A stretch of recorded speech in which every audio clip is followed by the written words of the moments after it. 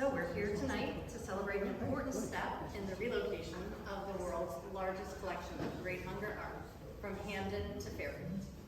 Tonight we'd like to walk you through our plan, how we got here, our mission, and what you can do to help.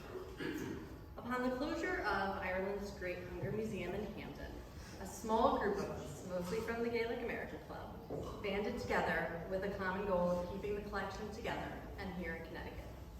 Using our collective and varied experience in real estate, architecture, law, finance, and politics, we decided to approach Quinnipiac University with a proposal to relocate the collection to an ideal location in downtown Fairfield.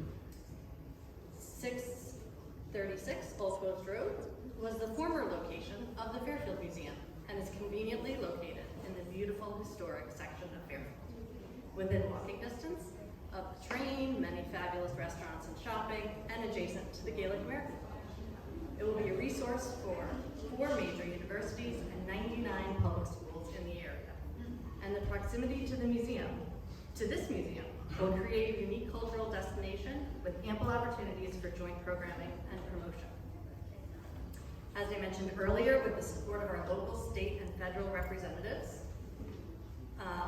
the passion of the membership of the Gaelic American Club, and an amazing partnership with Quinnipiac University, we look forward to the next steps in this incredibly important journey. We are so thankful to the Fairfield Museum for hosting this exhibit. And now I would like to introduce Ryan Mahoney. He is the former director of Ireland's Great Hunger Museum in Hamden and our professional advisor right now for the new entity. And he's been an invaluable asset to this project. I'm constantly amazed by Ryan's incredibly comprehensive knowledge of the collection and his enthusiastic passion for our mission. Thank you, Ryan, for making this exhibit a reality, from choosing the pieces to ensuring the perfect execution of their packing, transport, and display. Ryan.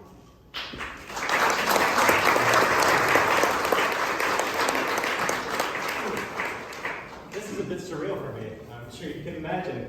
First off, everyone, thank you so much for coming out tonight. Any museum you go to, any director, any curator will tell you there's always something special and unique about their collection. Am I right? It's something always important. Well, I think Ireland's Great Hunger Museum is just a little different from that. And if you were at the GAC last week for the members meeting, I apologize that this might be a little repetitive. But Ireland's Great Hunger Museum and Great Hunger, when we talk about this issue, we're talking about some very heavy topics. We're talking about hunger.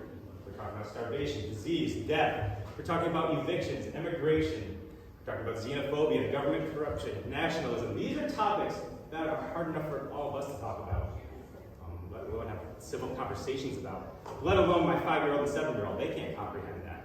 What this collection does, better than any medium out there, is make these topics accessible. It confronts you directly. When you walk in here, you're asking questions. How did this happen? Why did this happen? What could have been done to prevent this? You're starting to have those conversations around government corruption, uncomfortable conversations that you normally wouldn't have. Government corruption, xenophobia, nationalism. Lots of emotions coming up. I'm sure when you're walking through these halls, anger, sadness, confusion. Why would this happen? But the more you stand in front of these pieces, and the longer you spend with this art collection, you start drawing the parallels. You start connecting the dots to contemporary issues. Hunger, we've got it in our backyard, right? Famine still exists globally. Government corruption, xenophobia, check. We see that all the time. This collection lets us dive into those subjects. This collection teaches us about atrocity. A couple of years ago, Marvin Lender made a point. He said, the Holocaust isn't just for the Jewish people. Just like the Ireland's Great Hunger isn't just for the Irish people. This is a story about man's inhumanity to his fellow man. But we have the opportunity to learn from that. And that's really been the core value of Ireland's Great Hunger Museum since day one. Education. Right? From the youngest kids, we had preschoolers, all the way through senior citizens. We're talking about the Great Hunger. We're talking about immigration. We're talking about contemporary issues.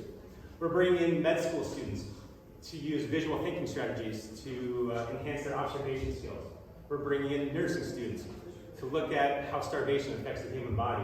We're bringing in education students to figure out how to incorporate the arts, fine arts, into the classroom. This collection has been used for education over and over since day one. We can obviously value it for its artistic talent in there. We've got Jackie, we've got Paul Henry, Robert Ballard, Lillian Lucy Davidson. But the heart of this, the core of this, comes down to the education mission. We don't want to forget what happened 175 years ago. Is this going to be a cultural asset to Fairfield? Absolutely. Is this going to bring in tourist dollars? Absolutely. Are we going to spread Irish history and Irish culture throughout the area with the GAC? Definitely. But the main thing is, we're going to remember what happened in the mid-19th century. We're not going to put a veil of darkness over that anymore. We're not going to cover that up. We're going to ask questions about why this happened, what could have been done. We're going to learn from it, and we're going to talk about it. And hopefully by talking about it and facing those emotions and asking those questions, we can start doing something about it. My kids can start doing something about it. Future generations can start doing about it. We can make those connections to contemporary issues and take them head on. Education was at the forefront of this museum when it was first founded. Education is going to carry it through to the future. And this is going to be a huge team lift. And with that said, I'm going to introduce the president of Ireland's Great Hunter Museum of Fairfield, a guy I didn't even know a couple months ago. A guy who now calls me more than my wife ever does. Honey. Don't be jealous.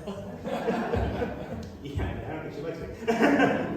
But John reignited his passion in this topic.